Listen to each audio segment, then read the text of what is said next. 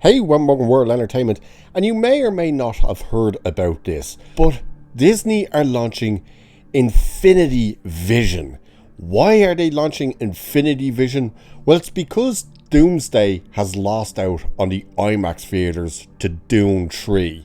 So Dune 3 got an exclusive 3-week window in IMAX, which means Doomsday lost out massively regarding the IMAX screens. So of course, Disney went, okay, well if we don't have IMAX, we'll do one better. We'll invent Infinity Vision. And everybody's mind is blown. Oh my god, what's Infinity Vision? Well, it's the greatest scam you've ever heard of. Why? Well, it's not a screen that's going to be like mind-blowing. You can taste the salt in the air. You can smell the sand as it blows up. All of this stuff. No. Not even close. No, it's not going to put you in a screen where the seats are vibrating with the action, and when explosions happen, you get sprayed with dust and water and stuff like this. That is not what Infinity Vision is. Infinity Vision, actually, after you break it all the way down to what it basically is, you go, that's it? That's your big hurrah? It's an app that tells you where the best screens are to watch the movie.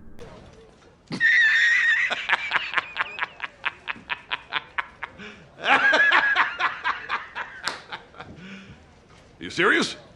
That's it. That's all Infinity Vision is. It's an app to tell you this cinema has the biggest screen for you to be able to watch this in.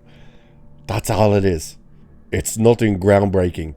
It's nothing that's going to direct you to like the most insane experience of your life. It's literally this screen's available and it's the best one in your area.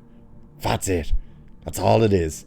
And Disney are parading this thing out like it's a groundbreaking experience for moviegoers. So it's saying here, Disney wrapped up CinemaCon and announced plans to launch Infinity Vision, a new certification for premium large format theaters. So right away, you're kind of like, what's that mean? Created in collaboration with global theatrical exhibition partners, Infinity Vision will signify to audiences which auditoriums offer the biggest, brightest, and most immersive cinematic experience. In doing so, it sets a new benchmark for a theatrical presentation, certifying auditoriums that meet rigorous technical standards. That's all bullshit. It is, this cinema has the biggest screen for you to watch our movie in. That's it. That's all it is. It's not going to change the landscape of movie going. It's not going to make you go, oh my god, these are the only way we can watch movies now. It is literally, well, it doesn't have IMAX. What's the next biggest screen we can find it in? Oh look, Disney has a certified screen thing here that says that's cinema in the Regal Theatre down the road. That's all it is. And with them saying it's going to be certified by ours with our trademark and all this, it just means Disney will probably try and up their prices regarding what they take from cinemas by certifying a particular screen for audiences to go and watch their shit in. Can you smell that? What is that? Sheep, is it? It's cows? No, I know what it is. It's bullshit. That's all this is. It's a money-making scheme for Disney. It's probably going to cost you to download the app or something, and then they'll probably make extra money from you using it to find what screens. So while they would get their normal 45% back from their ticket sales, now the fact that they're directing audiences to a particular screen, they're probably going to try and charge theaters extra. Oh, we want 60% back because look, the people we directed to your screen. That's all this is. It's an app that says that cinema has the best screen possible for you to watch our dog shit movie. That's all it is.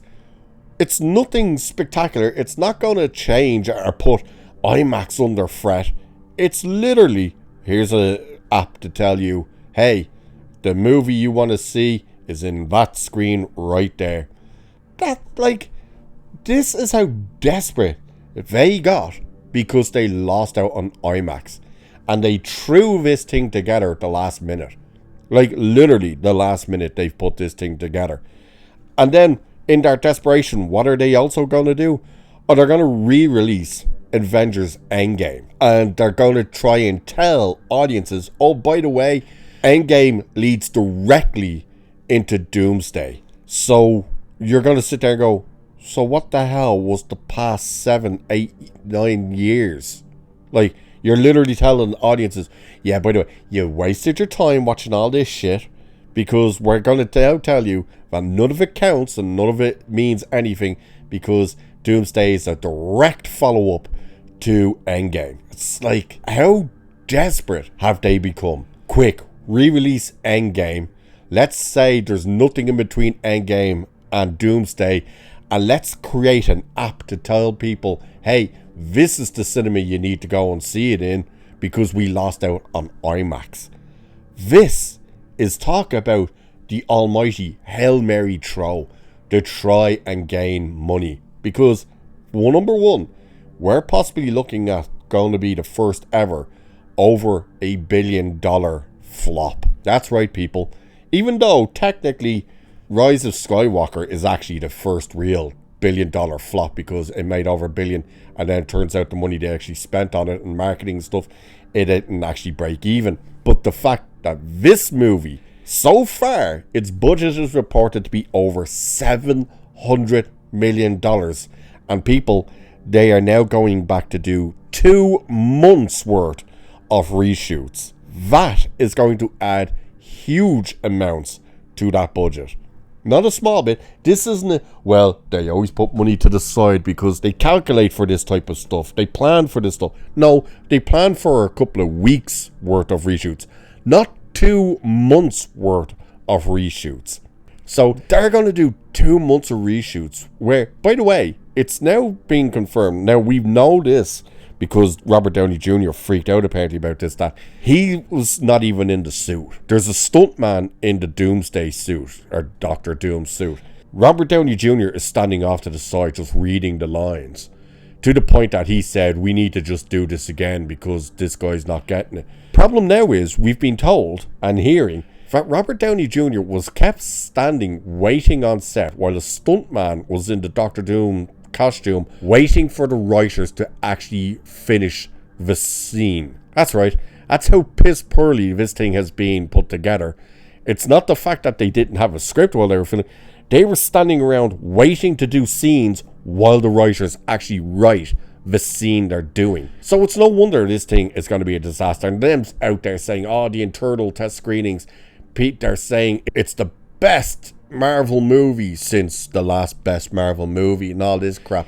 Even though the problem is, we've already heard from insiders saying, yeah, the actual word from within Disney is the thing is a disaster. It's an absolute mess. Which would go hand in hand with why they're going to spend 2 months reshooting this thing. But now their desperation is, hey, we gonna give you Infinity Vision. What kind of screen is that? Oh, it's not a screen, it's an app that's just gonna tell you where you can go to see it on the big screen. That's all. What a joke. So, if you've heard about this, what do you think about it? Does it entice you to get the app? Do you care what screen you see it in, especially if it's not IMAX? Let me know what you think of all of this. And with that, I shall leave it there for this one. So do like and share and subscribe and all that good stuff. Cheers, and I'll catch you in the next one.